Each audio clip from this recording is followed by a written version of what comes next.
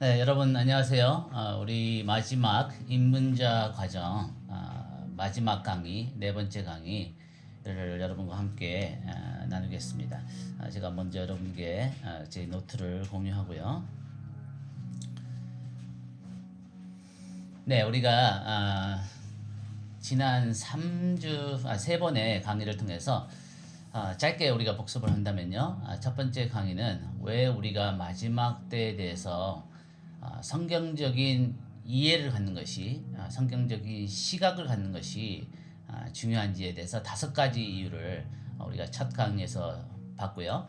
다음에 두 번째 강의에서는 마지막 때에 있을 긍정적인 경향들, 사건들, 사람들에 대해서 우리가 살펴봤고, 어제 세 번째 강의에서는 부정적인 그 경향들과 사건들과 사람들에 대해서 이 여호와의 날의 주제를 중심으로 우리가 봤습니다. 오늘은 4강 성경에 예언된 마지막 때 세계의 시간대, 이것은 우리가 아직까지 공부한 그 전체를 복습하는 시간이 되고요. 또한 아직까지 나누지 않은 내용들도 나오고, 그리고 여러분들이 이 강의를 들으시면은 적어도 마지막 때에 대한 그 타임라인, 시간대에 대해서 더 명확한 이해를 가지시게 될 것이라고 생각합니다. 네, 우리 성경에는 이 3가지 마지막 때에 대해서 시간을 말씀하고 있습니다. 우리가 지금 살고 있는 이 현재 시대가 이 땅에 지금은 어둠의 정사들이 다스리고 있는 세대라고 바울사도가 말씀하시죠. 그러나 이제는 하나님께서 모든 죄악을 제거하시고 예수 그리스도의 통치를 통해서 이 땅에 온전한 하나님의 나라가 임하게 되는 전환기를 우리가 살아가는 것이 마지막 때라고 이해를 하시면 좋겠습니다.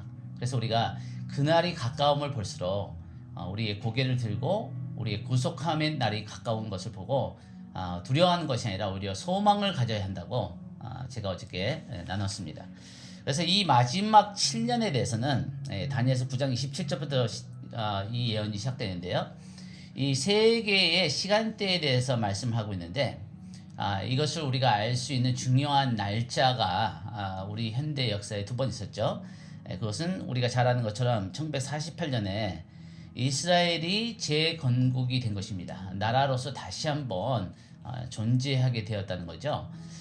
그러니까 그 135 AD에 70년 AD에 주후 70년에 예루살렘 성전이 무너졌고요. 마태복음 24장에서 예수님 말씀하신 것처럼, 그다음에 135 AD에 로마에 의해서 이스라엘 나라가 완전히 없어지고 모든 이스라엘 사람들이 열방으로 흩어지는 아주 큰 사건이 있었습니다. 그러니까 135 AD부터 주 135부터 1948년까지 나라가 없었으니까 우리가 이것을 계산하면은 1900년 이상이 동안 이스라엘이라는 나라가 이 지구상에 존재하지 않았다는 것입니다. 그래서 그 세상에 있는 학자들이, 예수님을 믿지 않는 학자들이 뭐라 그러냐면은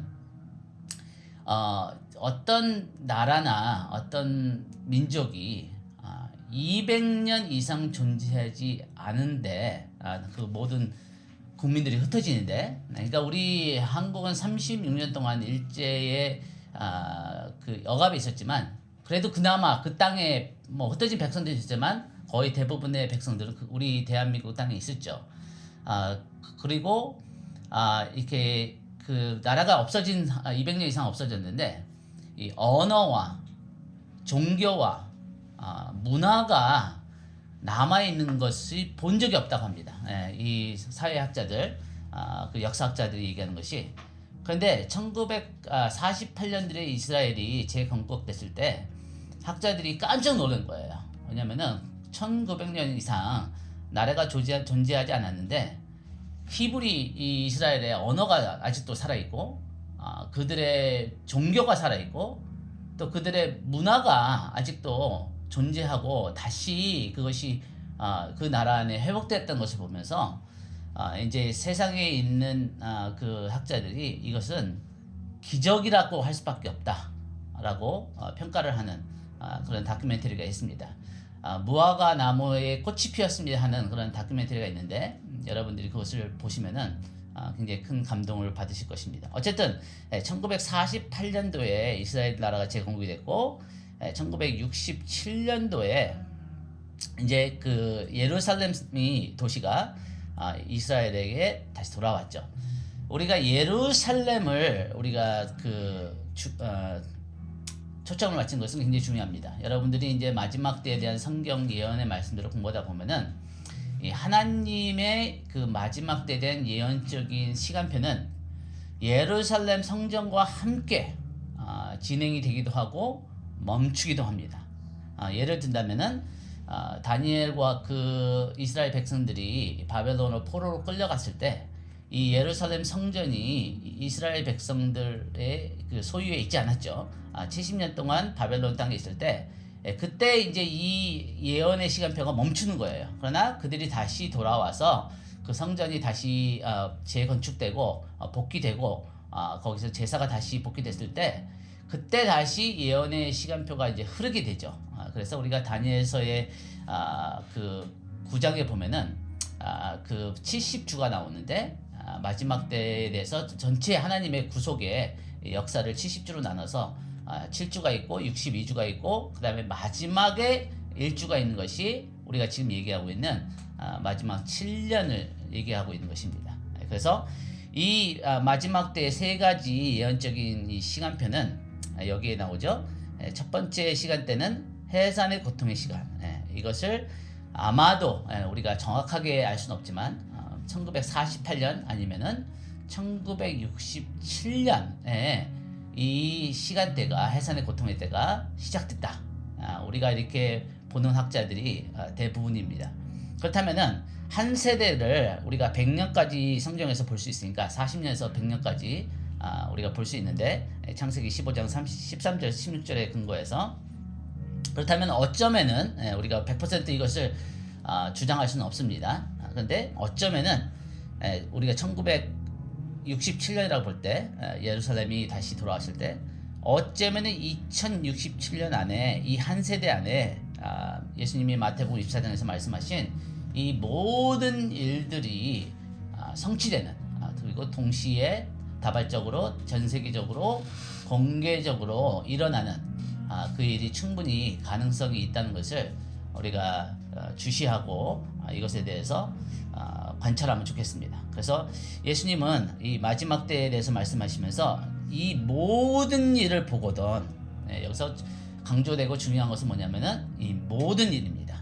우리가 지난 강의에서도 나눴지만 역사 가운데 이런 전염병이나 지진이나 거짓 선지자나 뭐 이런 일들이 항상 있었다는 거죠. 부분적으로. 그러나 이것이 전 세계적으로 그리고 동시다발적으로 공개적으로 이렇게 일어난 일은 우리가 살고 있는 시대가 처음이다 라고 우리가 얘기할 수 있습니다. 특히 마태복음 24장 14절 말씀은 인류 역사상 이루어지지 성취된 적이 없는데 지금 우리가 살고 있는 이 시대에 많은 주요 선교단체들이 연합을 해서 이 지상대명령을 이루고 이 복음이 열방 가운데 지금 전파되도록 다 같이 힘을 쓰고 있고 이 일이 굉장히 우리에게 가까이 왔다는 것을 모든 그 선교 리더들이 같이 인정을 하고 있다는 것입니다.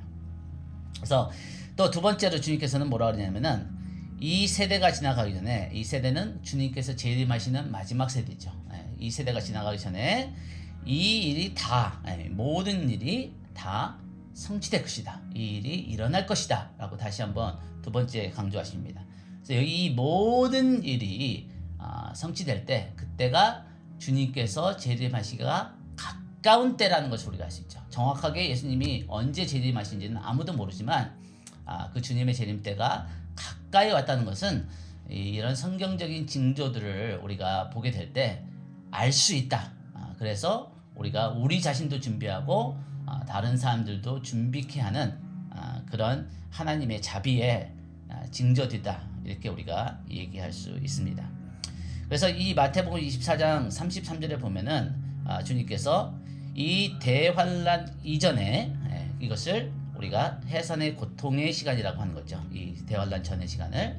그리고 대환란 도중에 일어나는 그 시간을 우리가 이제 그 전 세계적인 거짓 평화와 안전의 시기, 이것이 전 3년반, 마지막 7년의 첫 번째 3년반의 시간이라고 얘기하고 있고요.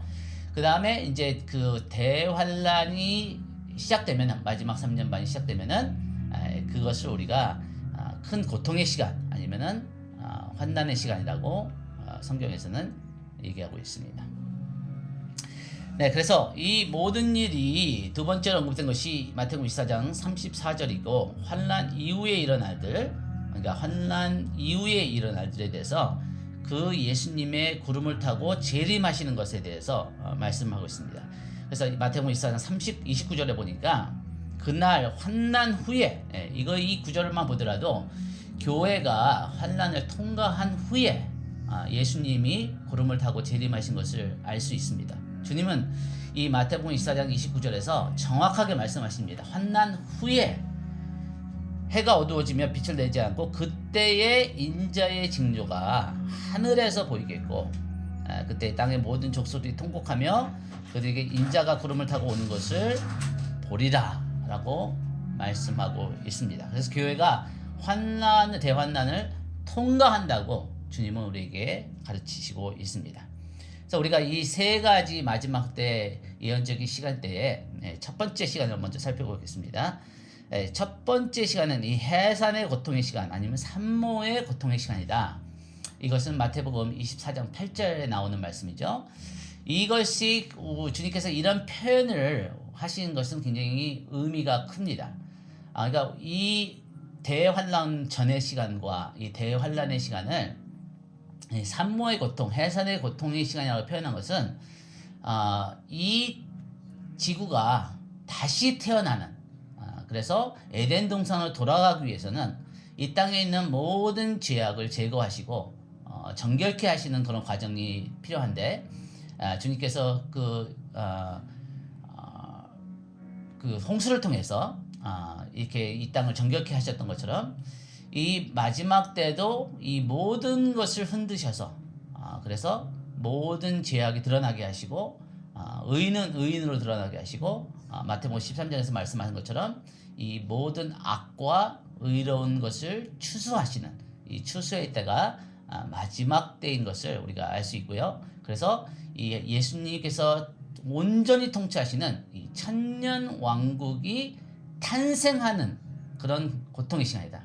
그래서 우리가 아기를 이렇게 낳는 산모가 매우 고통스럽고 그 진통이 점진적으로 증가하고 그 빈번도가 증가하지만 그 큰 고통 가운데 그 아기가 태어났을 때, 이 아기가 응아 하고 이렇게 울을 때 모든 사람들이 기뻐하는 거죠. 새 생명이 태어났으니까.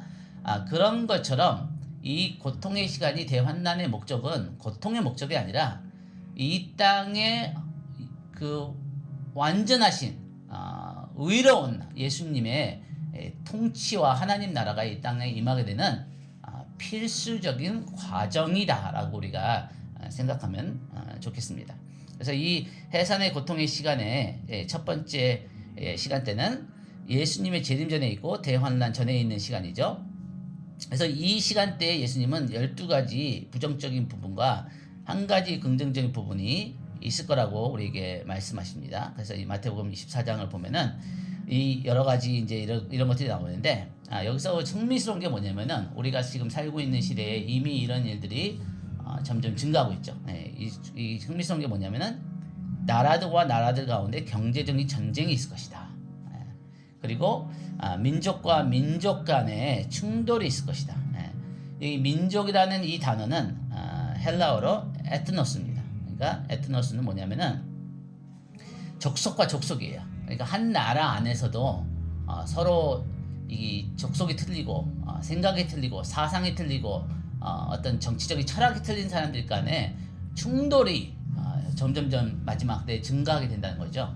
이것을 우리가 아프리카나 뭐 어떤 뭐 그런 나라들에서만 보는 것이 아니라 미국 안에서도, 한국 안에서도, 뭐 중국 안에서도 이런 민족 간의 같은 민족끼리 안에서의 충돌이 증가할 거라고 성경은 분명히 우리에게 말씀하고 있습니다.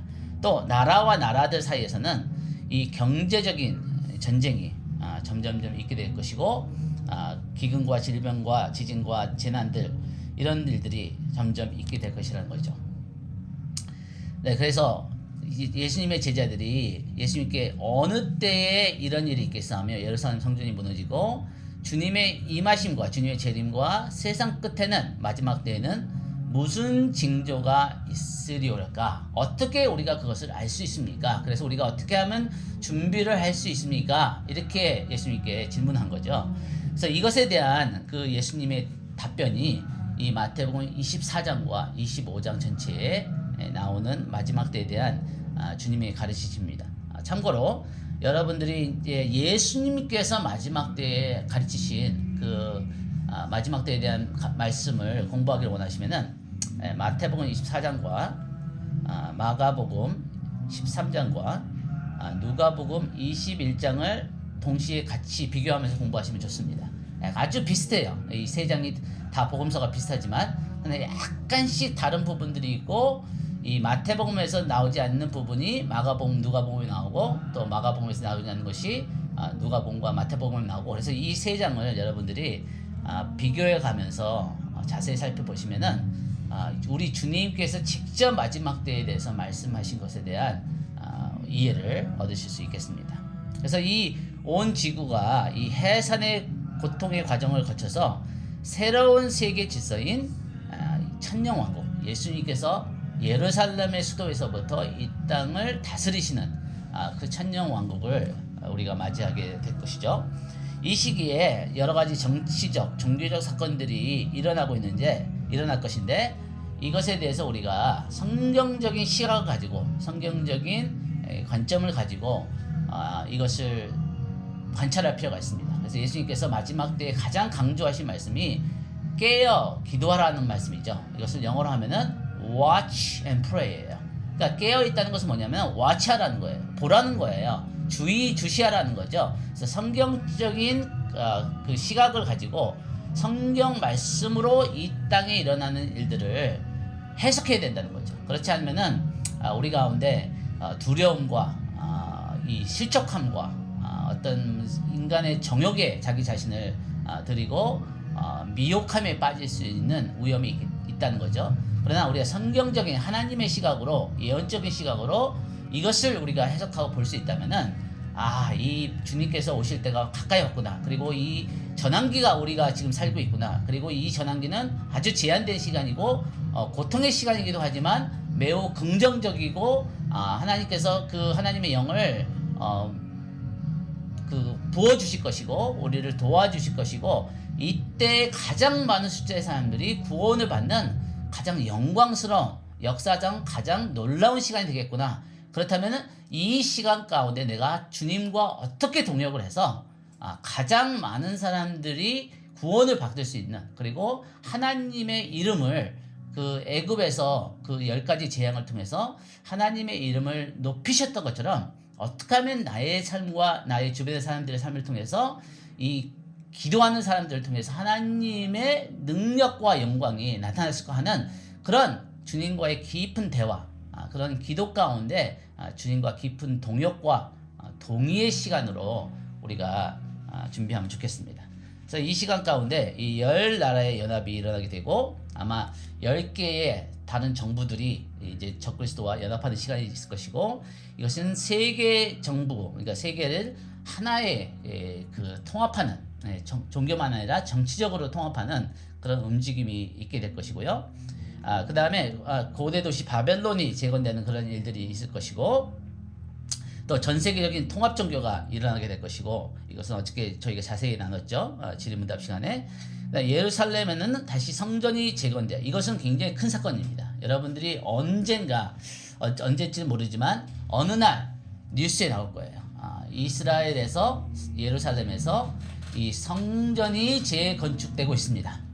그렇다면은 여러분들은 진짜 정신을 바짝 차려야 되는 거죠. 진짜 가까웠구나. 이것은 데살로니가 후서 2장에서 얘기하는 그 두 가지 예수님의 재림 전에 필수적으로 성취되는 두 가지 주권 중에 하나가 지금 성취되고 있는 거예요. 이 성전이 재건축돼야지만 그 자리에 나중에 적그리스도가 앉아서 그 강제적인 그 경배를 요구하는 멸망의 가증의 사건들이 성취될 수 있는 필수 조건이 지금 충족되고 있구나라고 우리가 이해를 하면 됩니다. 그래서 이 한 지역의 정치 지도자가 아마 유럽이나 중동 지역에서 이 적그리스도를 얘기하는 거죠. 평화를 조성하는 그것을 우리가 보게 될 것이다. 이스라엘과 주변 국가의 아랍 나라들 간에 그 전에 없었던 역사적인 평화의 협정이 이루어지는 것을 보게 될 때 이런 일들이 하나하나 지금 성경적으로 이루어지고 있는 것을 알아야 된다는 거죠.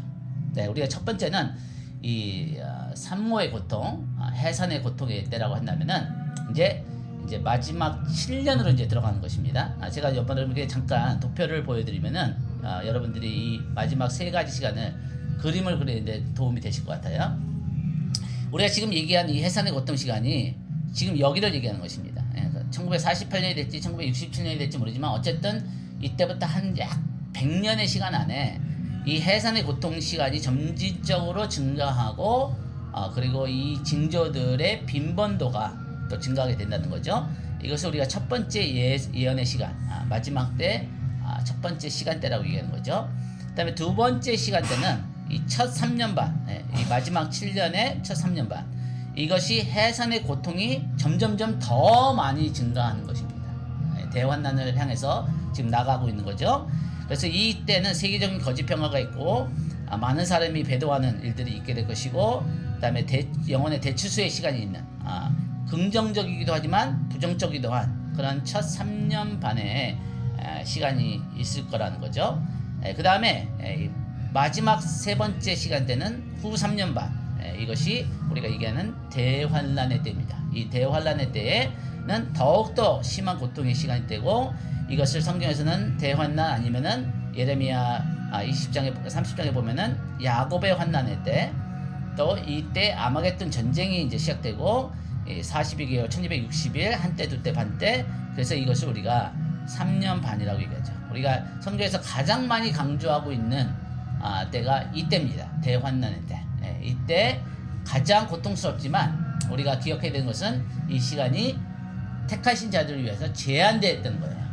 그래서 우리가 몇 번 설명을 드렸지만 아무리 극심한 때라고 하더라도 우리에게 이 시간이 언젠가는 끝난다. 3년 반만 우리가 견디면은 가장 영광스러운 역사적인 예수님의 재림을 보게 될 것이다. 이때 예수님의 이제 재림이 있게 되는 거죠. 7년 마지막 때. 그 다음에는 이제 천년 왕국으로 들어가는 거죠. 그래서 다시 노트로 들어가서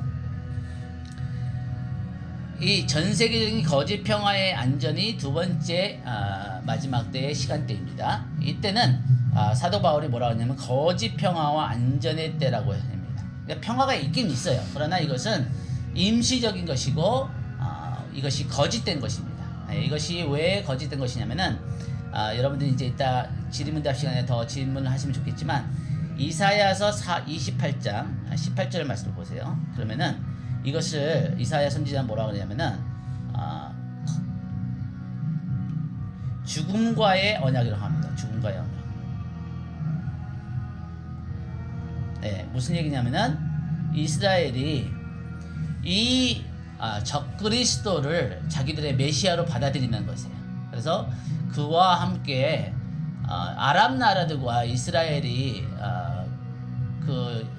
이 언약을 맺는다는 것은 굉장한 어떤 특별한 이유가 있겠죠. 우리가 만약 상상을 한다면은 더 이상 이스라엘에게 많은 선택이 없는 그리고 전 세계 나라들의 압박 때문에 어떤 협정을 맺어야 될 수밖에 없는 그런 상황이 되겠죠. 근데 이 적그리스도가 그들의 메시아라고 믿기 때문에 그가 많은 이적과 기적을 행하고 많은 기만과 미혹 가운데 그리고 그러나 그것이 또한 무엇을 의미하냐면은 자기들의 유일한 하나님이신 이스라엘 하나님을 배신하고 종교 통합에 들어가는 것을 의미하죠. 그래서 이 거짓 선지자와 적그리스도와 함께 전 세계의 그 한 가지 하나의 그 종교에 전 세계적인 종교에 이 이스라엘 사람들이 함께 하는 것을 정치적인 리더들과 종교적인 리더들이 함께 하겠죠. 물론 그 가장 보수적이고 가장 극적인 정통 유대교 리더들은 아마 끝까지 이것을 부인하고 죽음까지 당한 사람들도 있을 것입니다.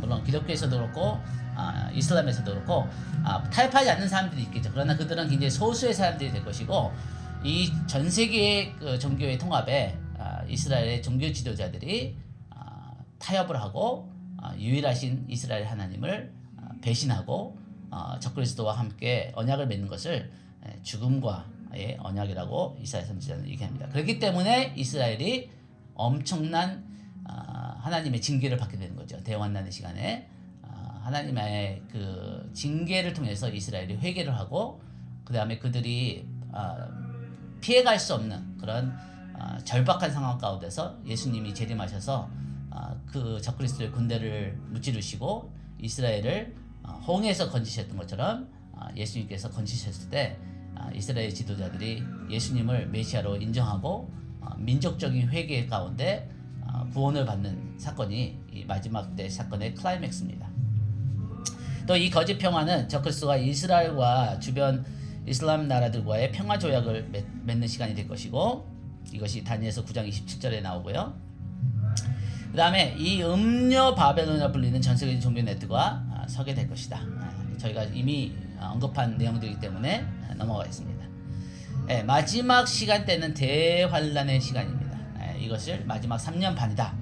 그래서 예수님이 재림하기 바로 직전에 시간을 대환난의 시간이다. 이 대환난 아니면 환난의 시간은 마지막 7년의 3년 반에 후 3년 반에 시작이 되고 인류 역사상 가장 어렵고도 가장 중요한 이때 가장 많은 사람의 숫자들이 구원을 받게 될 것이고 또 교회가 정결케 될 것이고 이스라엘이 구원을 받게 될 것이고 하는 가장 중요한 시간이 될 거라는 거죠. 그래서 예수님께서는 이 시간을 창세부터 지금까지 이런 환난이 없었고 그 후에도 없으리라.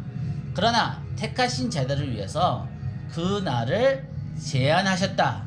이렇게 말씀하십니다. 그래서 성경에서는 이 대환난에 대해서 여러 가지 표현으로 우리에게 반복해서 말씀을 하고 계신 거죠. 그래서 이 날을 3년 반이라는 표현은 성경에 없고요. 한때, 두때, 반때, 그러니까 이것이 3년 반이죠. 그 다음에 1260일. 성경에서 한 달이 항상 30일입니다. 그러니까 30 곱하기 3년 반은 36개월 더하기 6개월이니까 42개월이죠. 42개월 곱하기 30 하면은 1260일이 나옵니다. 그러니까 왜 이렇게 성경이 반복적으로 여러 가지 다른 표현으로 야고보의 환난의 때나 뭐 이렇게 얘기하면서 이 마지막 3년 반이 대환난에 대해서 강조를 하시냐면은 가장 중요하고 가장 고통스러운 시간이기 때문에 이것을 우리가 미리 알고 준비를 해야 된다는 거예요. 여러분 우리가 우리 인생의 삶에서 굉장히 어려운 일을 당할 수 있잖아요. 그렇죠? 갑자기 뭐 암이 걸릴 수도 있고 갑자기 직장을 잃어버릴 수도 있고 갑자기 어떤 가족 간에 어떤 불상사가 일어날 수도 있는데 그것을 미리 알고 준비한 사람과 준비가 안 된 사람과는 반응하는 그 차이가 굉장히 크겠죠.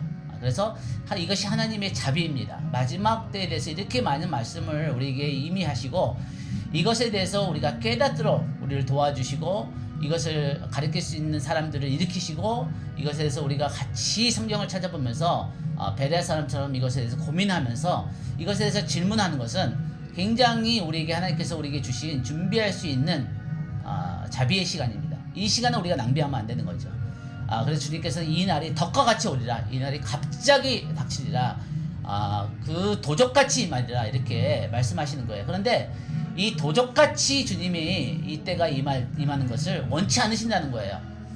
대승가서 5장에 보면은 전서의 5장에 보면은 이 날이 어두움에 있는 자들에게는 도적같이 임하겠지만 빛에 거하는 너희들에게는 도적같이 임하지 아니하리라. 이렇게 말씀하십니다. 그래서 주님이 오시는 때가 도적같이 임하는다는 것이 성경의 가르침이 아니라 도적같이 임하지 않게 우리가 깨어서 준비해야 된다는 것이 주님께서 우리에게 하시고자 하는 말씀이라는 거죠. 만약에 우리가 준비되지 않고 영적인 잠에 들어서 주님의 오심이 도적같이 임하시게 되면은 우리에게는 많은 잃어버리는 그런 아픔의 시간이 될 수도 있다는 거죠. 그래서 주님께서는 이 모든 일을 하시는 목적이 최적의 환경을 만드시는 거죠. 최적의 환경이란 뭐냐면은 주님의 마음에는 항상 영혼의 구원이 가장 중요합니다. 하나님의 시각으로 우리가 성경을 이해하고 우리의 삶을 하나님의 시각으로 해석하기 위해서는 하나님의 시각을 가지고 우리가 성경을 보고 우리의 삶을 봐야 되는데, 하나님의 시각은 영원한 시각이에요.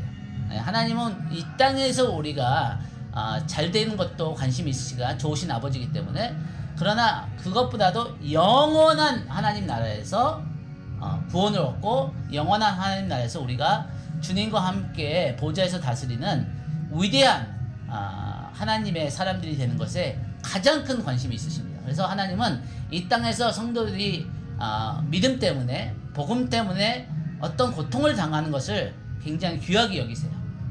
우리가 다른 말로 하면은 이 땅에서 우리의 70년, 80년의 인생은 영원한 하나님의 나라에서의 우리의 위대함을 준비하는 인턴십의 과정이라고 얘기해도 아주 좋은 편인 것 같습니다. 그래서 우리가 이 땅에서 70년, 80년 잘 살려고 잘 먹고 잘 살려고 하는 그 목적보다는 훨씬 더 높고 훨씬 더 중요하고 훨씬 더 영원한 하나님의 놀라운 계획이 우리에게 있다는 거죠. 그래서 하나님께서 그를 사랑하는 자들에게 준비하신 것들은 우리가 상상하지도 못했고 듣지도 못하고 보지도 못한 엄청난 영광의 그 하나님의 보상들이 우리를 기다리고 있다는 것입니다. 그렇기 때문에 우리가 이 모든 고통의 시간 가운데 믿음을 지키는 것은 너무나 가치 있는 일이라는 거죠. 쉽지는 않습니다. 그러나 하나님이 우리를 도와주실 것이고, 이 예수 그리스도를 향해서 충성됨은 우리에게 반드시 필요한 것이라는 것이죠. 그래서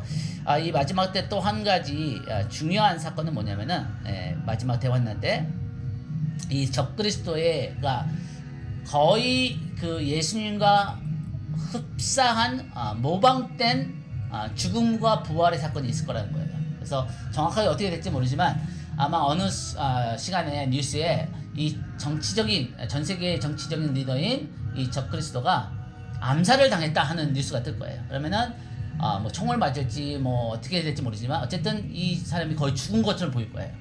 그러나 이 적그리스도를 영어로 하면은 엔타이크라이스트죠. 엔타이라는 이 단어의 뜻은 두 가지의 의미가 있습니다. 하나는 대적하다 라는 뜻이 있죠. against. 그러나 두 번째 또 의미가 있는데, 그것은 뭐냐면은 대처하다 라는 뜻이 있습니다. instead. 그러니까 이 그리스도를, 예수님을 대적하기도 하지만 또 예수님을 대처하는 역할을 하는 것이 이 적그리스도예요. 그래서 많은 열방의 사람들이 이 적그리스도를 메시아로, 그들이 기다렸던 메시아로 받아들이고 속게 된다는 거죠. 그래서 이 적그리스도가 죽은 것처럼, 그 다음에 한 2, 3일이 지났나, 성경에서 정확하게 얘기를 안 했지만 갑자기 이 사람이 다 살아나는 거예요. 그러니까 이때부터 적그리스도가 그 전에는 중동 지역에 어떤 영향을 미쳤다면은 전 세계적인 모든 지도자들이 이 적그리스도를 자기들의 지도자로, 정치적인 지도자로 받아들이고 따르게 되는, 그리고 더 많은 어떤 기적과 이적을 행하는 더 마귀의, 사탄의 역사들이 일어나는 계기가 이때가 될 것입니다. 이것을 우리가 계시록 13장에서 우리에게 가르쳐주고 있죠.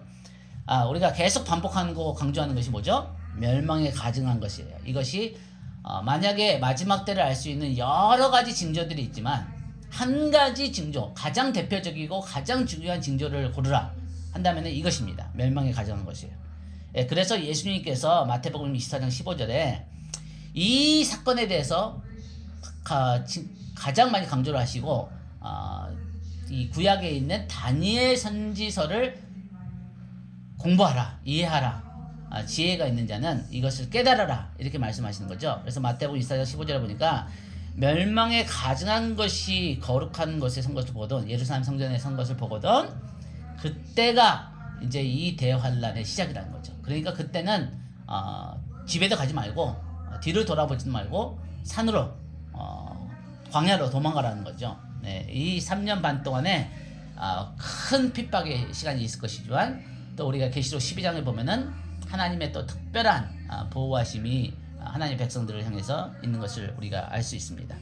이때는 또 이 하늘에서 영적인 세계에서도 큰 전쟁이 있게 될 것이에요. 그래서 우리가 이 성경을 공부하다 보면은 이 계시록의 12장이나 이사야서 24장을 보면은 이 땅에 있는 사건들과 이 공중에 있는 보이지 않는 영적 세계에서의 충돌과 연결이 있는 것을 볼 수 있어요. 그래서 우리가 이미 성경을 통해서 알지만 이 땅에서 일어나는 일들은 영적인 세계에 이미 일어나고 있는 일들이 나타나는 것뿐입니다. 그래서 우리가 영적 싸움에서 이기면은 우리의 일상적인 실제적인 삶에서도 우리가 승리하는 것이고, 영적인 싸움에서 졌다면은 이미 우리의 실적인 싸움에서 진 것이라고 얘기해도 과언이 아닐 것입니다. 그래서 이 하늘에서 전쟁이 있게 될 것이고, 이 큰 영이 사단이 이제 하늘 2층 하늘에서 이제 쫓겨나게 되고 이 땅에 내려와서 이제 그 분노 가운데 많은 자들을 핍박하고 삼키려고 하죠. 그러나 이때 또 하나님께서는 하나님의 백성들을 초자연적으로 도와주시고 인도하시고 공급하시는 그런 일들이 있게 될 것입니다. 이제 두 증인이 3년 반 동안 1260일 동안 큰 기적과 이적을 행하면서 예언을 하고 하늘을 3년 반 동안 닫고 또 그들이 기도하니까 비가 내리고 또 그 입에서는 불이 나가는, 그러니까 모세와 엘리야가 행했던 그 기적들과 흡사한 그런 기적들을 행하면서 예언을 하게 되죠. 예언을 하게 되면서 많은 하나님의 백성들에게 큰 용기와 큰 위로를 주는 그런 하나님의 두 증인이 있게 될 것입니다. 이 예수님의 재림, 예수님의 재림은 이 마지막 때의 가장 클라이맥스가 되겠죠. 그래서 예수님께서 이 땅에 오시는데 세 단계로 행진을 하시게 됩니다. 이것을 행진하시는 것은 또한 하나님의 자비입니다. 얼마 동안 행진하실지 모르지만 그 주님께서 구름을 타고 오시는데 이 땅에 있는 모든 사람들이 보고 그 구름을 타고 오시는 분이 나사렛 예수 그리스도라는 것을 알아볼 수 있는 정도의 천천히 행진을 하시면서 그 남은 자들 중에 아직 짐승의 표를 받지 않은 자들 중에서도 구원을 받는, 그리고 이스라엘 백성들이 회개를 할 수 있는 그런 시간을 또 주시는 거죠. 그래서 저희는 이 시간을 30일이라고 보거든요. 다니엘서 12장 11절에서 얘기하는 1260일에서 30일 동안 1290일, 이때 이 세 단계로 이제 행진하시는데, 첫 번째 단계는 하늘을 가로지르시는 거죠. 그래서 계시록 1장 7절에서 얘기하는 모든 민족들이 이 구름을 타고 오신 예수님을 보고 통곡하리라. 그 중에서는 그 메시아신 예수님을 거절했던 그것에 대한 후회함과 그런 자기들의 잘못에 대해서 깨닫는 그런 눈물도 있을 것이고, 또 이 땅에서 회개하는 그 예수 그리스도를 영접하는 그런 기쁨과 회개의 눈물도 있을 것이고, 어쨌든 전 세계에 있는 사람들 가운데 여러 가지 반응들이 있겠죠. 그래서 이때 인자의 징조가 또 하늘에서 보입니다. 이 마지막 징조가 또 마지막으로 그 사람들에게 회개할 수 있는 시간을 주는 하나님의 자비의 시간인 거죠. 그래서 이 택하신 자들을 다 모으셔서 휴거시키셔서 이제 부활의 몸을 입히시고 주님과 함께, 고린도전서 15장에 보면은 그때부터는 우리가 주님과 항상 함께 하리라 하면서 이제 이 땅에 내려오게 되시죠. 이 땅에 중동 어딘가에서 이제 이 예수님이 구름을 타고 오셔서 착륙하셔서 이제 모든 천사와 성도들과 함께 이제 그 중동 지역을 지나서 에돔 지역, 그 요르단, 현대 요르단 지역을 지나서 어쩌면 모세가 이스라엘 백성들을 이끌고 그 광야를 지나서 요르단강을 건너서 가나안 땅에 들어갔던, 물론 모세가 인도했지만 가나안 땅에 들어간 것은 이제 여호수아가 이끌어 들어갔죠. 그런데 이 더 위대한 모세이신 예수님이, 더 위대한 여호수아신 예수님이 전쟁을 치르시면서 더 위대한 다윗처럼 이 예루살렘에서 이 하나님의 나라를 통치하시는 그런 영광스러운 일들이, 구약에 있었던 그 모든 일들은 예수님에 대한 그림자이죠. 그래서 예수님은 모세보다도 더 크신 모세로 여호수아보다 더 크신 용사로서 다윗 왕보다 더 크신 왕으로서 이 이스라엘 백성도 하나님 백성들을 이끌어서 예루살렘에 들어가셔서 통치하시게 되는 거죠.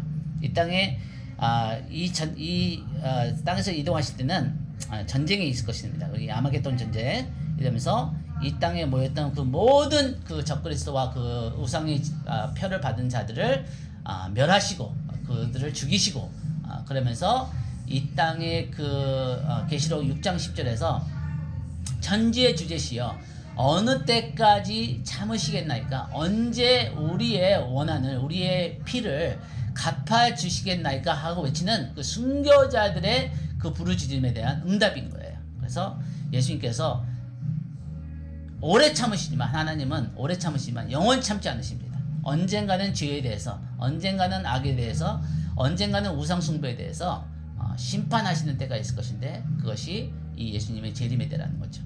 그래서 이 세 번째 단계는 뭐냐면은 예루살렘으로 승리의 입성을 하시는 거죠. 예루살렘으로 들어가시면서 왕 중의 왕으로, 주 중의 주로, 영광의 왕으로 이제 그 예루살렘에 서게 되신 거죠. 이때 시편 24편이 성취가 되게 됩니다. 24편에 보면은 이 이스라엘의 그 지도자들이 이렇게 찬송을 하는 거예요. 그들이 메시아를 기다리면서 불렀던 이 시편인데 이 시편의 내용은 뭐냐면 문들아 너희 문을 들지어다.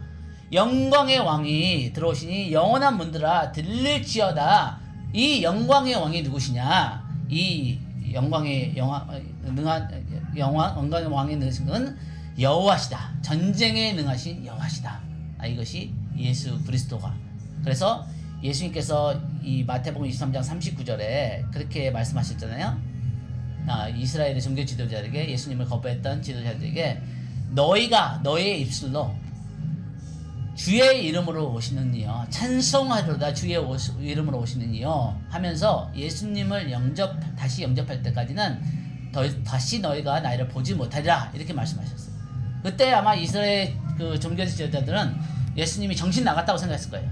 우리가 지금 당신을 십자가에 못 박히려고 하는데 무슨 얘기냐, 말도 안 되는 얘기 하지 마라. 어떻게 우리가 우리의 입술로 당신을 주의 찬송하리라 주의 이름으로 오시는 이유는 당신이 메시아입니다. 당신이 우리의 구원자이십니다고 고백하는 것과 똑같은 의미를 가지고 있는 거예요. 그래서 찬송하리로다 주의 이름으로 오시니요 하고 예수님을 그들이 영접하는 것은 아주 극적인 상황이 될 수밖에 없죠. 그래서 우리가 성경과 비교를 하면은 이때는 다시 한번 출애굽의 사건이 재현되는 거죠. 그래서 이 이스라엘 백성들이 홍해 바다 앞에서 뒤에서는 바로의 군대가 몰려오고 있고 앞에서는 바다가 가로막고 있고 어디로 갈 수가 없는, 그들의 힘으로 절대 이길 수 없는 그런 극박한 그런 상황 가운데 모세를 통해서 하나님이 홍해를 가르시면서 이스라엘 백성들을 구원하셨던 그 사건처럼 하늘을 가르시고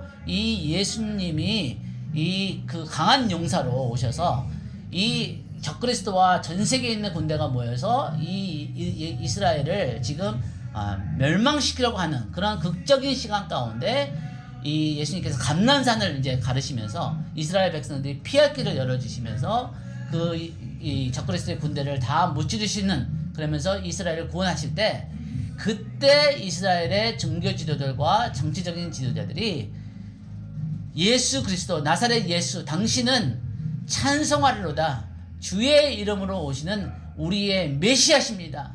우리의 구원자십니다.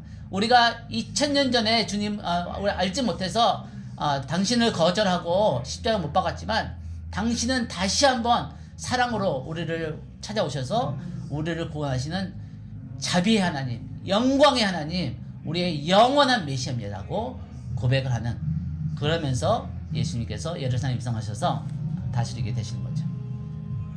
네, 여러분 우리 강의는 거기까지 하고 잠깐 기도하겠습니다. 네, 하나님, 먼저 우리가 영원하신 하나님의 진리 되신 말씀을, 성경 말씀을 우리에게 주셔서 감사합니다. 또 하나님, 이것을 우리가 깨달을 수 있게 도와주시는 성령님 감사합니다. 하나님, 우리가 무지하고 우리가 알지 못하고 우리가 더듬어 이것을 찾고 있지만 주님께서 우리가 찾고자 하는 우리의 능력보다 우리를 진리 가운데로 인도하시는 성령님의 그 리더십을 우리가 신뢰합니다. 하나님, 이 시간 가운데 이 마지막 때에 대한 성경 말씀을 공부하는 한 사람 한 사람에게 주님을 향한 사랑을 증가시켜 주십시오. 주님을 향한 그 신뢰를 증가시켜 주십시오. 그리고 하나님, 우리가 바울사도와 같이 환난이나 검이나 죽음이나 천사나 이 모든 것이 그리스도의 사랑에서 우리를 끊을 자가 없다 하는 확신 가운데, 하나님의 사랑의 확신 가운데 거하는 자들이 되기를 원하고, 하나님, 우리가 베레아 사람처럼 하나님의 말씀을, 진리를 사모하는, 우리의 영혼을 살리시고 우리의 영혼을 소생시키시고 또 모든 이 땅에 있는 사람들을 구원하시기에 충분한 능력이 있는 진리이신 하나님의 말씀, 그 말씀으로 우리가 자유케 되는 이 말씀에 대한 사랑을 우리 가운데 더 증가시켜 주십시오. 하나님, 감사드립니다. 더 많은 우리 한국의 언어로 이 메시지를 전할 수 있는 주님의 메신저들이 일어나게 하여 주시고, 주님의 영광에 오시는 길을 예배할 수 있는 세례 요한 같은 선두주자들이 일어나게, 주님, 우리 한국교회, 사랑하는 우리 한국교회 가운데 그렇게 일하여 주십시오. 감사드립니다. 예수님의 이름으로 기도합니다. 아멘.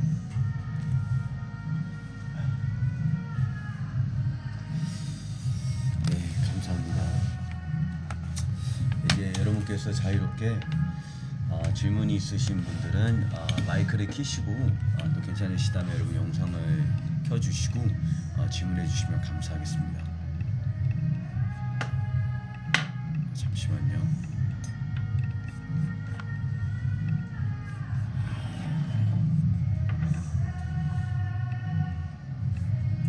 마이크 켜실 수 있도록 제가 권한을 드렸거든요. 그래서 여러분께서 지금 이 시간 마이크 켜고 질문해 주시면 감사하겠습니다.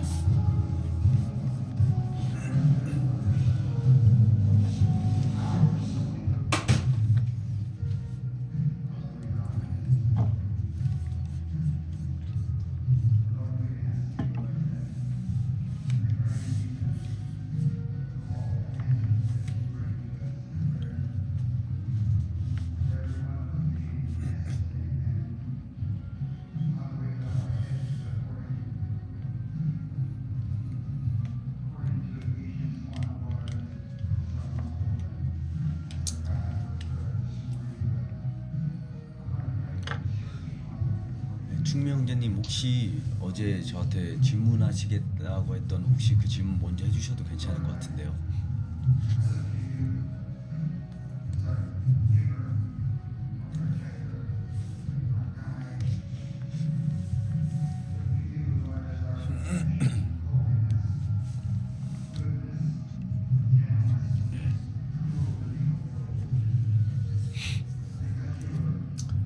질문이 없으면 끝내도 되겠네요.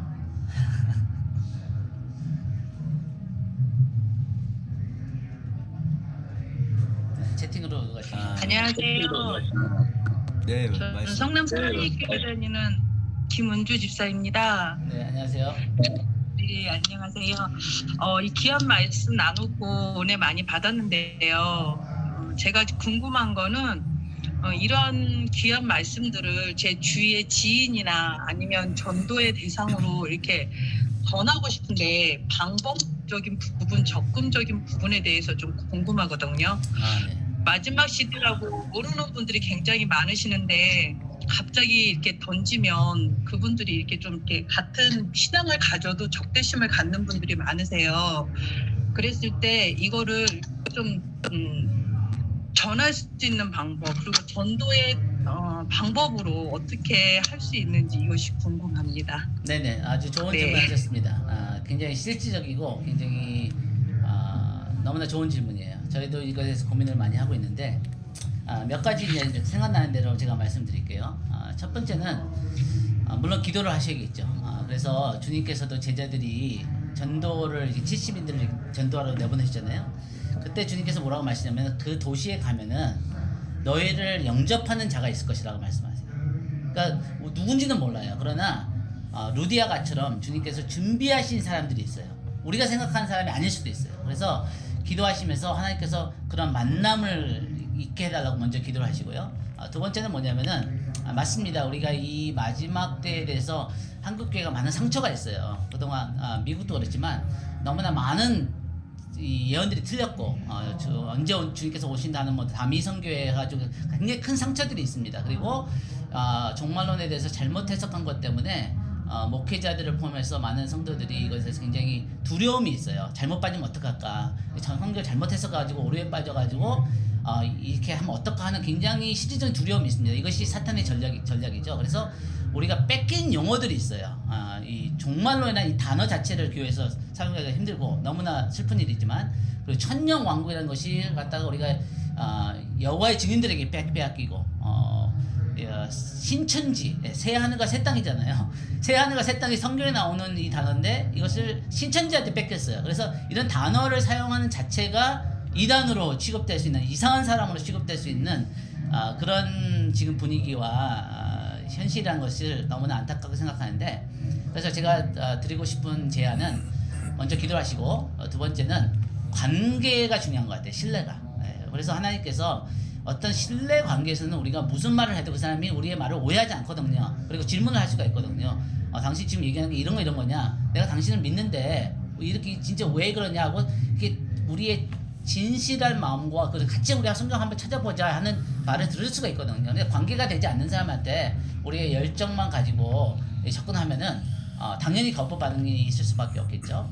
그 다음에 이제 아까 말씀과 비슷하지만 들을 귀가 있는 사람들이 있어요. 그리고 때가 중요하죠. 때가. 그래서 하나님께서 이렇게 어떤 사람을 만나게 됐을 때 그 사람의 삶에 지금 이 메시지가 필요할 때가 있어요. 그 사람이 지금 삶에서 어떤 개인적인 환난, 개인적인 그래서 이 마지막 때 메시지는 교회 역사를 보면은 핍박받는 교회에 가장 많이 전파됩니다. 그리고 가장 많이 관심이 있고 가장 많이 필요를 해요. 그래서 중국의 지하교회나 어떤 그 소련의 지하교회나 아프리카에 핍박받는 교회들이나 이 중동 지역에 핍박받는 교회들은요, 이 마지막 때 된 메시지가 전혀 거부 반응이 없어요. 오히려 가장 절실해요. 이 메시지가 없으면은 이 어려운 시간을 자기네가 견딜 수가 없기 때문에 소망을 가질 수가 없기 때문에 너무나 그리고 이 마지막 때 말씀들도 거의 사도들 시대 때는 핍박 가운데 교회가 어려운 시간 가운데 쓰여졌잖아요. 그래서 우리가 그 밸런스를 가져야 되지만 마지막 때에 대한 메시지가 가장 중요한 메시지는 아니죠. 왜냐하면 성경 전체의 가장 중요한 메시지는 예수 그리스도를 통한 구원의 메시지고 그러나 이제 우리가 마지막 때가 가까이 왔다 한다면은 우리 시대에 아니면 우리 자녀들 시대에 가장 우리 때에 맞는 그런 메시지 중에 하나가 이 마지막 때의 메시지가 아닐까. 그렇다면은 제가 이제 어떤 분이 그런 질문을 하셨어요. 이 마지막 때에 대해서 이렇게 몇 번 들으신 분들이 있거든요. 그런데 들을 때는 알 것 같은데 이걸 다른 사람들이 이렇게 전하려고 할 때 나는 자신이 없다. 그리고 이렇게 어떤 질문할 때 질문답할 자신이 없다. 그런 그 표현을 하셨어요. 그래서 제가 뭐라 그랬냐면은 여러분들이 하나님께서 주신 영역이 있을 거예요. 그런 것이 그 신뢰가 있는 그 영역이죠. 영향력이 있는 영역. 그것이 내 가족이 될 수도 있고 내 가까운 친구들과의 사이가 될 수도 있고 어떤 소그룹이 될 수도 있고 그런데 그 영역 가운데서 여러분에게 주신 그 권위 가운데서 여러분이 할 수 있는 한계 안에서 이 메시지를 가르치세요. 어떻게 가르치냐면 1대1도 좋고 커피 마시면서 아니면은 아이들한테라도 이렇게 쉽게 여러분의 언어로 그렇게 자꾸만 하다 보면은 내가 어떤 부분에서 이해가 부족하고 어떤 부분에 대해서는 내가 잘 이해를 하고 있고 그러면서 성경을 더 찾아보게 되거든요.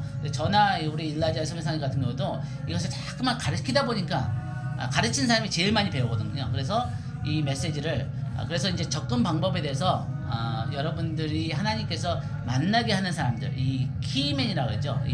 이 하나님께서 예비하신 사람들, 그런 사람들을 만난 때에 여러분의 언어로 그리고 같이 겸손하게 전하시면 좋을 것 같아요. 내가 다 안다는 게 아니라 나도 모른다. 나도 지금 배워가는 과정 같은데 성경에 이런 말씀이 있다. 당신은 어떻게 생각하냐? 이거에 대해서 우리 같이 질문해보자. 이렇게 겸손한 태도로 나가면 좋을 것 같습니다. 제가 감사합니다. 이 마지막 때 메시지를 가리키다 보면 제 나이 때 제가 이제 미국 나이로 30살이거든요. 근데 제 나이 때 사역자들 가운데는 이 주제에 대해서 관심 있는 사람들이 좀 많지는 않습니다. 근데 제가 그런 청년 사역자들, 그러니까 젊은 사역자들과 이제 교류를 많이 하다 보면 그런 친구들이 이제 많이 이런 질문을 많이 던져요. 왜 굳이 이런 특이한 관심사에 이런 특이한 주제에 이렇게 빠져 있냐?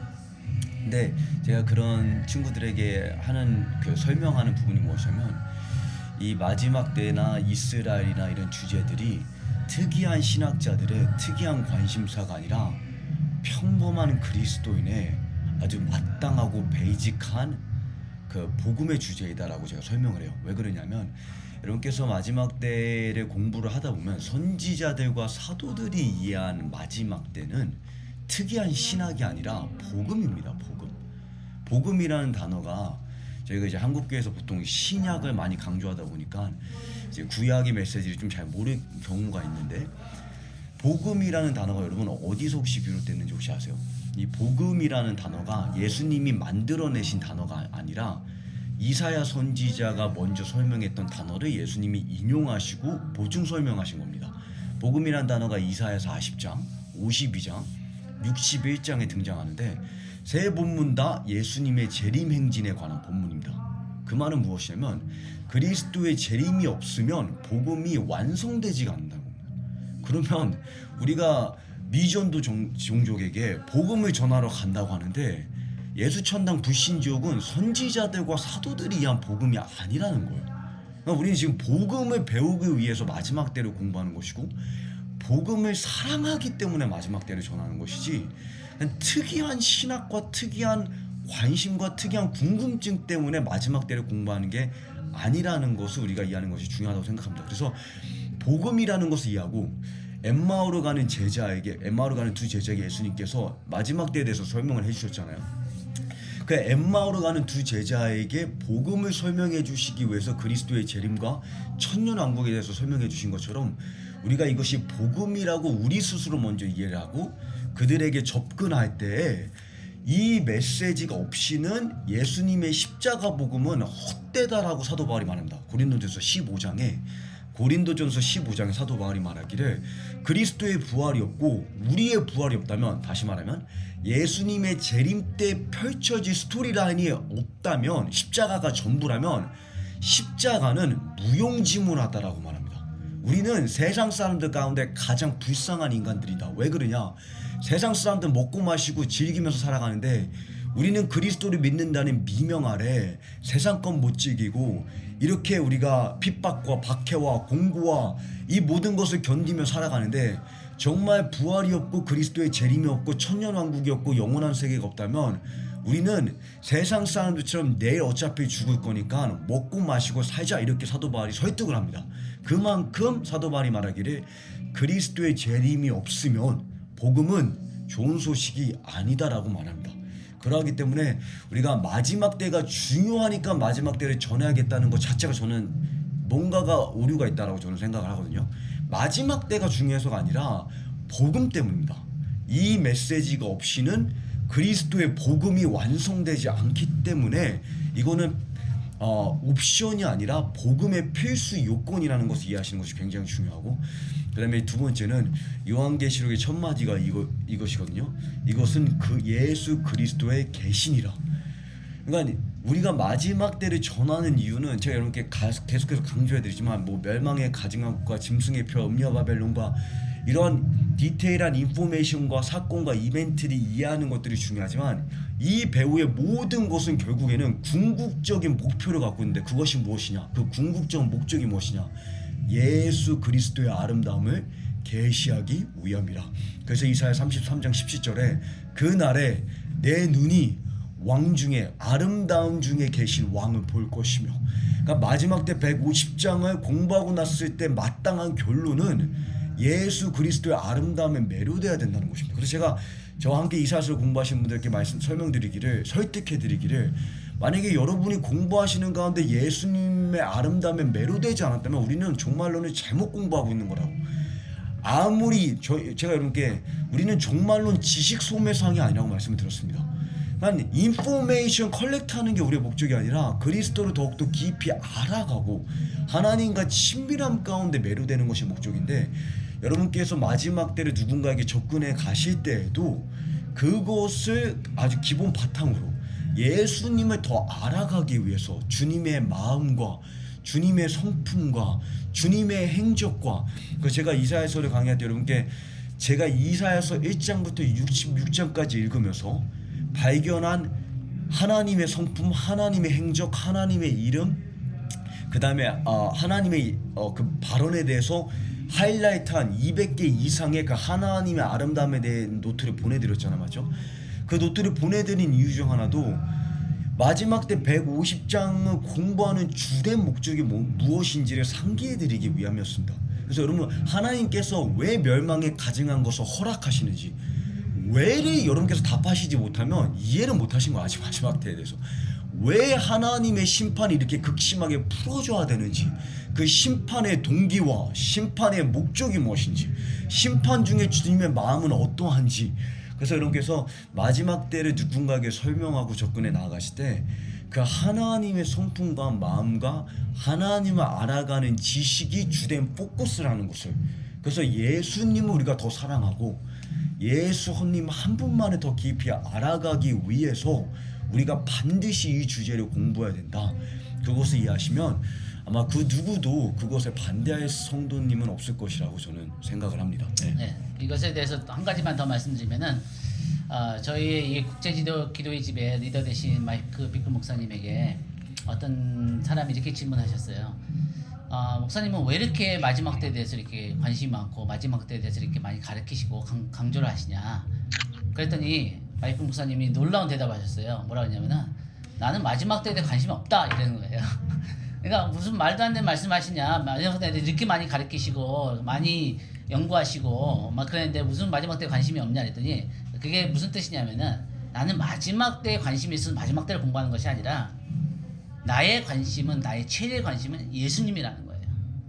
근데 성경에서 이 예수님과의 관련돼서 가장 영광스럽고 가장 많이 얘기하고 있는 150장이 넘게 얘기하고 있는 사건이 이 마지막 때에 대한 거라는 거죠. 근데 자기는 예수님을 사랑하고 예수님에 대해서 관심이 있기 때문에 그것이 만약에 마지막 때라면 그때라면은 마지막 때를 공부하는 거지, 마지막 때를 위해서 마지막 때를 공부하는 것이 아니라는 거죠. 그래서 이게 굉장히 이거에 대해서 우려하시고 걱정하시는 분들한테 좋은 답변 중에 하나인 것 같아요. 만약에 성경 하나님의 말씀에서 예수님에 관련돼서 이 마지막 때에 대한 그 말씀들이 많다면은 우리가 그거에 대해 관심을 가지는 것이 맞지 않겠냐, 이런 것이 좋은 대답 중에 하나라고 생각합니다. 감사합니다. 우리 채팅에 질문 왔죠? 네, 좀 길어서 제가 마지막에 한번 답하면 좋을 것 같아요. 다시 소화를 하고.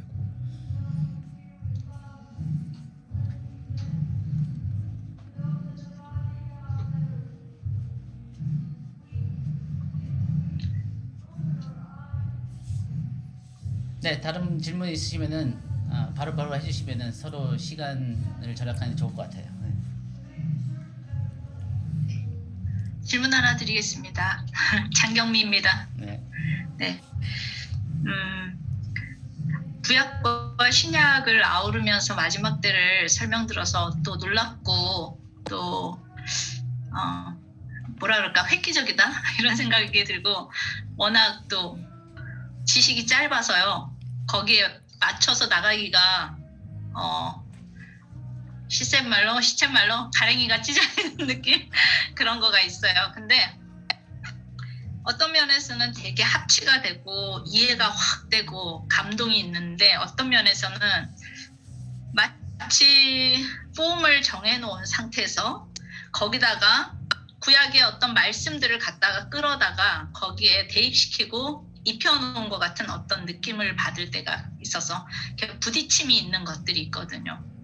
방금 말씀하신 것 중에서도 문들아 너희 머리를 들지어다 하는 시편을 인용하셨는데, 거기에서 다윗이 이 노래를 할 때는 그 여호와의 그 전쟁에 능하신 그 자체만 다윗이 경험한 그 자체만을 노래할 수도 있는데 그것을 아마겟돈 전쟁에다가 갖다 붙인다든지 예를 들면 이런 부분들이 성경을 성경 자체로만 본다기보다 그것을 어떤 틀에 내가 정해놓은 어떤 영역 이렇게 해석하는 그 부분에다가 이입시켜서 이렇게 사용하는 그런 느낌이 드는데 그런 부분의 근거가 확실히 어디에서 온 걸까 궁금하거든요. 네네네. 아주 좋은 질문이십니다.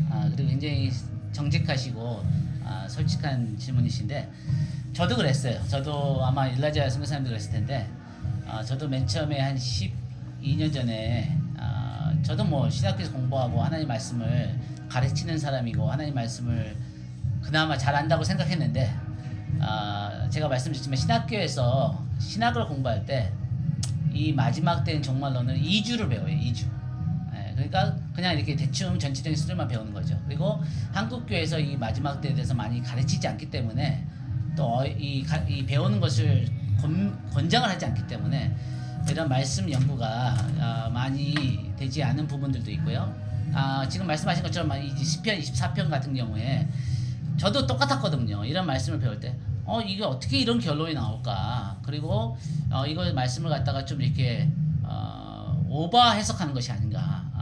그리고 말씀하신 것처럼 우리가 주장하는 것을 이렇게 끼워 맞추려고 이렇게 억지로 갖다가 이렇게 해석하는 것이 아닌가 하는 그런 의문들이 저도 있었어요. 그래서 그것에 대해서 이 말씀들을 이 퍼즐 조각을 맞춘다고 저희가 비유를 하는데 굉장히 좋은 비유인 것 같아요. 뭐냐면은 이게 맨 처음에 이게 이렇게 여기가 피스가 이렇게 맞는데 그림이 잘 안 보이거든요. 일부분만 이제 맞추다 보니까. 그러니까 퍼즐을 하면은 테두리를 먼저 맞추고 그다음에 이제 그 그림이 있을 거 아니에요. 어떤 그림을 퍼즐 전체 그림. 그거 보면서 이 피스가 여기 맞을까 여기 하면서 이렇게 서로 고민하고 막 하다가 여기 맞네 이렇게 하면서 이렇게 하는 과정이 필요하잖아요.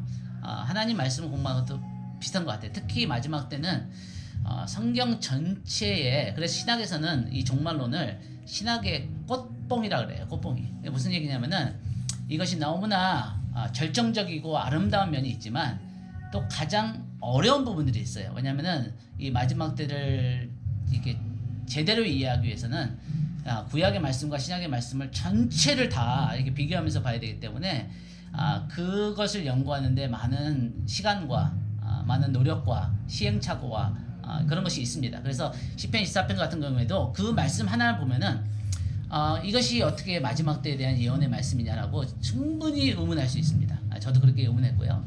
근데 이제 우리가 마지막 때를 공부하면 예언들 가운데 이중적 성취라는 중요한 신학적 개념이 있습니다. 이중적 성취. 이중적 성취라는 건 뭐냐면은 하나님의 말씀이 한 번 이상 성취될 수 있다는 거예요. 그래서 이 시편 24편도 이 다윗이 이것을 지었을 때 자기가 살고 있는 시대에 하나님의 성전을 들어가면서 다윗 왕이 아마 들어가면서 그렇게 사람들이 찬양을 할 수도 있었죠. 그 당시에 왕은 다윗이었으니까 그 당시에 그렇게 적용되고 그렇게 사용됐을 가능성이 높습니다.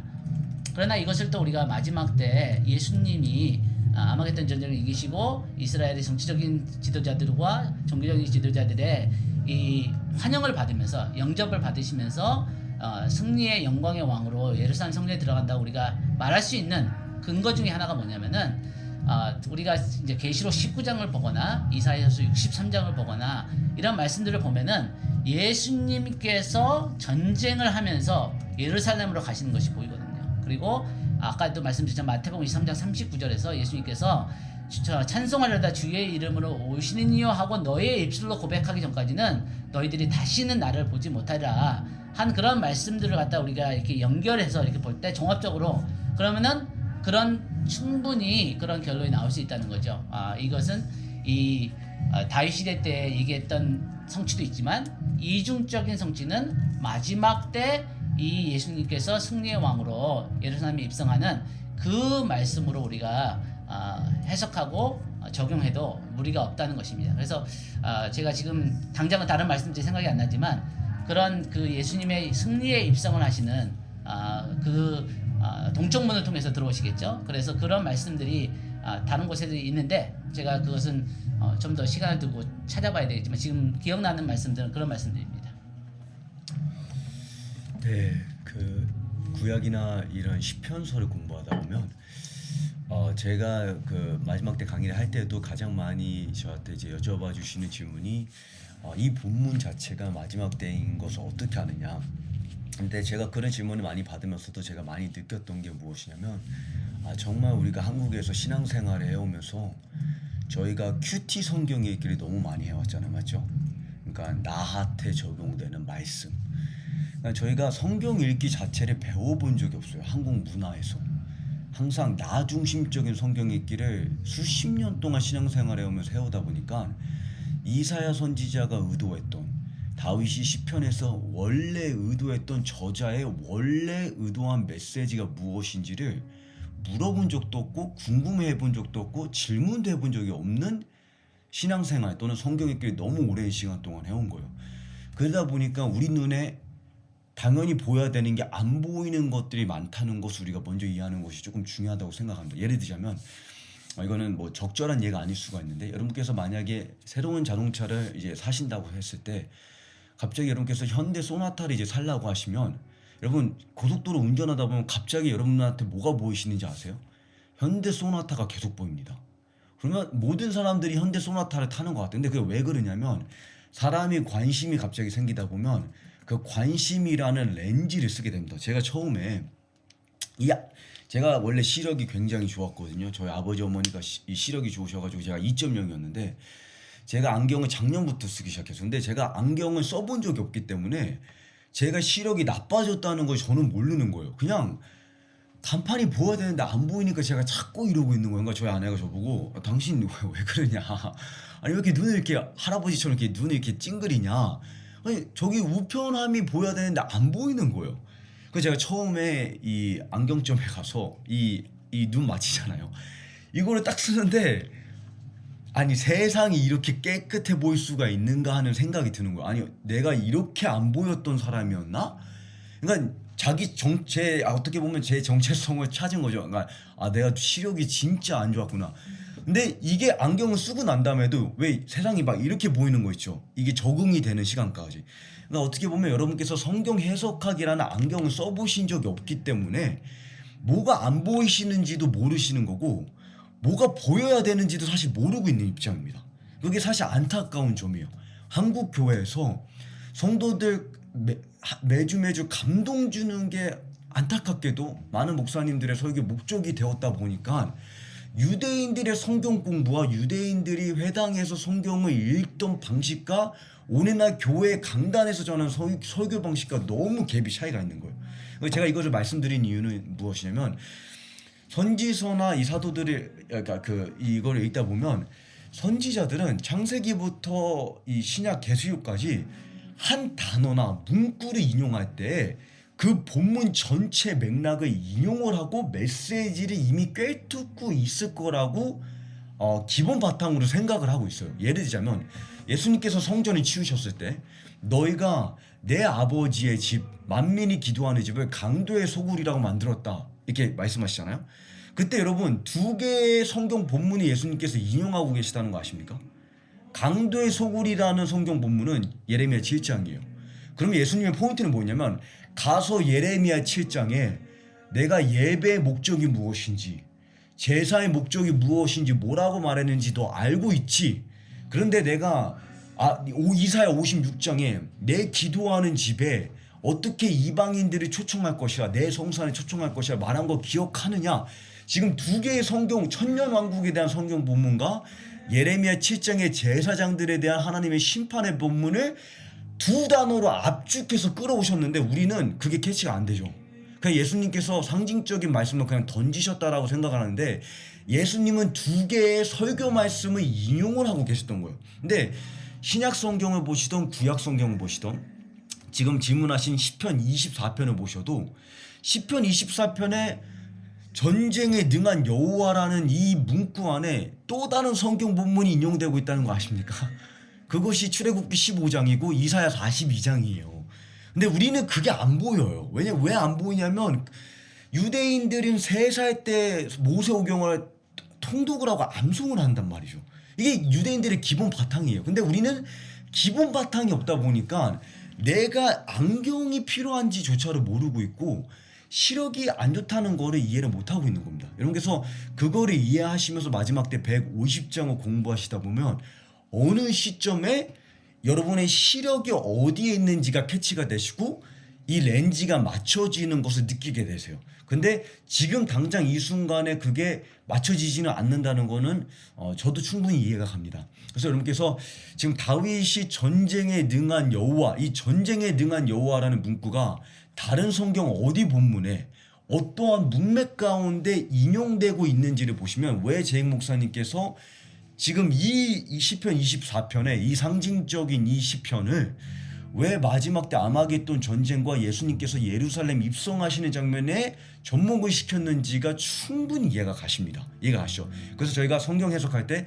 성경을 가지고 성경을 해석하라고 말씀을 드리는 이유가 바로 그겁니다. 그다음에 이제 제가 두 번째로 이제 여러분께서 시편을 질문해 주셔서 그런데 시편이 마지막 때 150장에서 가장 어려운 섹션이에요. 그거를 이해하시면 조금 여러분께서 시편에서 저희가 해석하는 질문들은 사실은 그 해석하는 그 부분들은 마지막 때 150장을 다 공부하고 사실은 마지막에 저희가 가야 되는 곳이 시편이에요. 왜 그러냐면 아무래도 노래잖아요. 노래이고 시다 보니까 이사야 선지자의 예언이나 다른 선지서의 예언처럼 논리정연하게 이게 탁탁탁탁 게시가 되지는 않고 약간 어떤 뭉퉁하게 이게 이게 뭐라고 해야 되죠? 큰 그림이 이미 잡힌 상태에서 그냥 던져지는 발언들이 많아요. 그렇기 때문에 이미 큰 그림의 마지막 때 150장이 잡혀있지 않은 상태에서 제 목사님 해석을 들으면 약간 좀 엉뚱한 것 같은데 약간 이런 느낌이 드실 수가 있어요. 충분히. 근데 마지막 때 제 목사님은 지금 마지막 때 150장을 본인은 공부를 하신 상황이에요. 맞죠? 그것을 바탕으로 볼 때는 이게 너무 정확하게 보이는 본문들이 있습니다.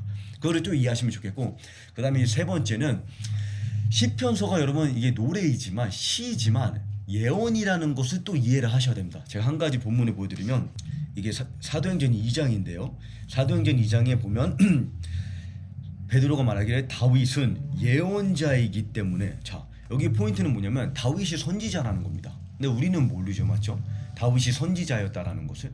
그래서 여러분께서 다윗이 선지자였다, 그리고 시편 기자들이 선지자였다라는 것을 이해하셔야 됩니다. 왜냐하면 선지자들은 자신들이 예언하면서 자신들이 예언하는 메시지의 충분한 문맥과 최종적인 성취가 언제였는지는 다 몰라요. 본인들도. 그 본문이 어디냐? 자 여기 베드로전서 1장 10절에 보게 되면 이 구원에 관해, 그러니까 다시 말하면 예수 그리스도의 복음에 관해서 예언자들도 선지자들도 자신들이 예언한 거를 열심히 찾고 연구했습니다. 보이시죠? 그러니까 자신들이 예언하면서도 자신들이 예언하는 게 뭘 말하고 있는지 잘 이해를 못한 거예요. 왜 이해를 못하냐면 예수님이 오시지 않았고, 그 다음에 또한 성령께서 우리 안에 내주하고 계시지 않았잖아요, 구약 때는. 그 다음에 또한 그들에게는 이사야 시대에는 아모스랑 예레미야, 호세아가 없었고 이사야 선지자 본인이 예언하고 있는 것밖에 없었기 때문에 66권의 성경 전체가 주어지지 않은 상태에서는 부분적으로밖에 볼 수가 없어서 그들도 자기가 예언하는 게 최종적으로 뭐에 관한 건지를 몰랐다는 겁니다. 그 다음에 이제 시편 24편 같은 경우에 왜 이것을 우리가 마지막 때 접목시킬 수 있냐, 그리고 어떻게 그렇게 문구 하나를 가지고 그렇게 예수님께 접목시킬 수 있냐, 여러분께서 시편 22편을 보셔도 알 수 있습니다. 여러분께서 예수님께서 예수님의 초림에 관한 본문들을 시편에서 인용하는 거를 보시면 그 본문에 가보면 전혀 예수님 십자가 초림에 관한 것 같지 않은 본문들이 있거든요, 맞죠? 시편 22편에 다윗이 자기의 핍박받는 거에 관한 걸 인용하고 있는 것 같은데 자기에 관한 말을, 자기의 삶과 자기의 간증을 말하고 있는 중에 성령께서 그 간증을 통해서 예수님의 십자가 경험을 예언을 해버리신 거예요. 이해가 가시죠? 그렇기 때문에 제익 목사님 말씀하신 것처럼 충분히 다윗이 예루살렘에 언약궤를 메고 입성할 때 노래한 본문이지만 그 다윗의 경험 속에 성령께서 초자연적으로 그리스도의 재림에 더 위대한 다윗이 동쪽 문으로 예루살렘에 입성할 때 그 마태복음 23장에 너희가 너의 입술로 호산나 주의 이름으로 오시는 이여 하기 전에는 나를 보지 못하리라 말한 것처럼 영광의 왕이 아마겟돈 전쟁, 이 아마겟돈 전쟁이 사실 아마겟돈 전쟁이라는 표현이 맞지가 않습니다. 왜냐면 예루살렘 전쟁입니다. 예루살렘 성문 앞에서 마지막 전쟁이 펼쳐지거든요. 그러니까 예수님께서 성 안에 지금 스가랴 14장을 보시게 되면 제가 지금 그래서 여러분께 이 마지막 때 150장이 머릿속에 이렇게 딱 캐치가 돼 있어야지 전체적인 스토리 라인이 보이는 거예요. 이게 스가랴 14장에 보게 되면 성 안에 생존자 유대인들이 있어요. 근데 성 밖에 예수님께서 행진하고 오셔서 그 무기독 그 골짜기에서 요엘이 많은 여호사밧의 골짜기에서 족그리스도를 죽이시고 나면 동쪽 문이 아직 닫혀 있는 상황이란 말이죠. 그때 성 안에 있는 유대인들이 문들아 열리라고 노래를 하는 거예요. 호산나 주의 이름으로 우리가 이 십자가 못 박으니가 우리 구주 예수 그리스도이시다. 그 문들아 열리라 영광의 왕 전쟁에 능한 여호와가 바로 그 나사렛 구세주 예수이시다. 그것을 영접하는 그런 상황인 것이 충분히 보입니다. 그래서 여러분께서 이 선지자들이 예언할 때 자신들이 때로 이해하지 못하고 예언한 것들이 많았고, 그러나 우리가 성경 전체를 연결해 보다 보면 퍼즐 조각들이 이렇게 맞춰져서 이 부분의 이 파트가 이 마지막 때 전체 속에 연결이 되는구나를 여러분께서 충분히 나중에 가시면 그 렌즈를 보실 수 있을 것이라고 생각을 합니다. 네, 너무나 제가 이 질문이 좋아서 다시 말씀드리지만 지금 질문하신 분처럼 우리가 이런 자세를 가져야 돼요. 베레아 사람처럼 이거 진짜 맞나? 이분들이 지금 얘기하는 것이 진짜 성경적인가? 라는 그런 고민들을 우리가 하고 우리도 성경 말씀 찾고 또 다른 학자들이 얘기한 것도 비교해 보면서 성경 말씀에서 얘기하는 것이 진짜 이 말씀인가라고 우리가 고민하는 게 좋고요. 그 다음에 제가 이 질문에 대해서 또 한 가지 답변을 좀 드리고 싶은 게 뭐냐면 도움이 되기를 바라는데요. 우리가 여러분들 이 제 노트가 이 성경 말씀이 보이시죠? 스가랴서 9장 보이시나요? 보이나요? 네, 보이죠? 이 스가랴서 9장에 보면은 이 예언이 나와요. 뭐냐면은 내 왕이 내게로 오신다. 그는 공의로우신 왕, 구원을 베푸신 왕이시다. 그러면서 뭐라 하냐면은 그는 온순하셔서 나귀 새끼를 타고 오신다 됐어요. 그러면은 그러면서 뭐라 하냐면은 예루살렘아 환성을 올려라, 크게 기뻐하라, 이렇게 얘기를 하거든요. 그러니까 이때는 예수님의 초림 때 이것이 성취됐죠. 그렇죠? 예수님이 나귀 새끼를 타고 오셨잖아요. 근데 이것이 성취되기 전까지는 정확하게 이 스가랴 선지자도 다른 선지자도 잘 몰랐던 거예요. 이것이 진짜 어떻게 성취될까? 그렇기 때문에 우리가 예언을 해석하는 열쇠 중에 하나가 뭐냐면은 구약에 있는 말씀이 신약에 와서 예수님의 삶을 통해서 어떻게 성취되는 것을 보면은 이것을 우리가 해석할 수 있구나, 이렇게 해석할 수 있구나. 근데 놀라운 게 뭔지 아세요? 구약에 있는 메시아에 대한 예언의 말씀들이 문자적으로 성취됐다는 거예요. 상징적으로 성취된 건 거의 없습니다. 문자적으로 나귀 새끼를 타셨어요. 예수님이 직접.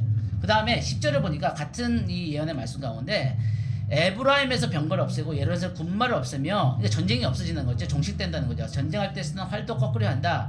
이 왕은 이방 민족들에게 평화를 선포할 것이요 그의 다스림이 이 바다에서 저 바다까지. 그러니까 이 예수님의 초림 때는 이 말씀이 성취되지 않았어요. 9절은 예수님의 초림 때 성취가 됐는데 바로 그 다음 절인 10절은 예수님의 재림 때 성취가 되는 거죠. 예수님이 전쟁을 다 없애시고 이 온 바다에서 바다까지 땅끝까지 다 다스리는 것은 예수님의 재림 때 성취되는 것이에요. 그러면 우리가 이런 질문을 할 수가 있죠.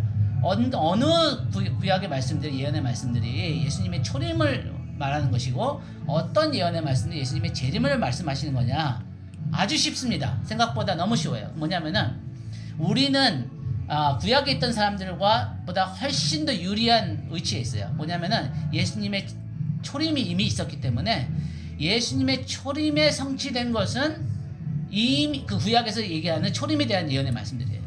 근데 예수님의 초림 때 아직 성취되지 않은 것은 전부 다 예수님의 재림 때 성취될 것이에요. 예수님은 두 분밖에 안 오시잖아요. 그렇죠? 그래서 이 말씀들을 보고 다시 시편 24편으로 돌아가면은 질문하셨기 때문에 시편 24편을 보더라도 여러분들이 이제 그 메시아의 예언 시편을 공부하시면 좋아요. 그래서 이 구약에 있는 그 학자들이나 유대인 학자들은 시편 중에서도 몇 가지 분류를 하죠. 그래서 찬송하는 시편이 있고 또 성전에 올라가면서 드리는 시편이 있고 예언적인 메시아의 시편들이 있어요. 그 중에 하나가 이사편이고 이제 110편인데 이사편을 보면은 여기 보세요. 자세히 보세요. 이게 왜 다윗 왕이나 이스라엘의 어떤 왕에게 적용되는 것만 성취되는 것만 아니라 예수 그리스도의 메시아에게 이것이 성취되어야 되냐면은 이 8절에 보니까 문들아 너희 문에 들어가면서 영광의 왕께서 들어가신다. 이 영광의 누구냐? 용맹하신 주님이시다. 전쟁의 용하신 주님이시에요. 그러니까 이 주님이라고는 하는 이 히브리 단어는 이 하나님을 얘기하는 거지 인간을 얘기하는 것이 아니라는 거예요. 그래서 이것이 다윗에게 첫 번째로 적용이 되지만 그건 부분적인 적용과 해석이고 완전한 성취와 완전한 적용은 메시아에게만 이것이 가능하다는 거죠. 또 예를 든다면 시편 110편이 또 메시아의 시편인데 시편 110편도 똑같아요. 우리 이것을 신약에 와서 이해를 했지 구약에 있는 사람들은 이것을 잘 이해를 못했죠. 그래서 여기 보니까 내가 너의 원수들을 너의 발판이 되기까지 내 오른쪽에 앉으라 하면서 내가 시온에서 너를 임금으로 왕으로 세울 것이고 그러면서 너는 멜기세덱을 따른 영원한 제사장이다. 그러면서 이 문나라를 심판하실 때에 통치자를 이렇게 하죠. 근데 이때 예수님이 이 시편 110편을 인용하시면서 바리새인들에게 가르치신 거예요.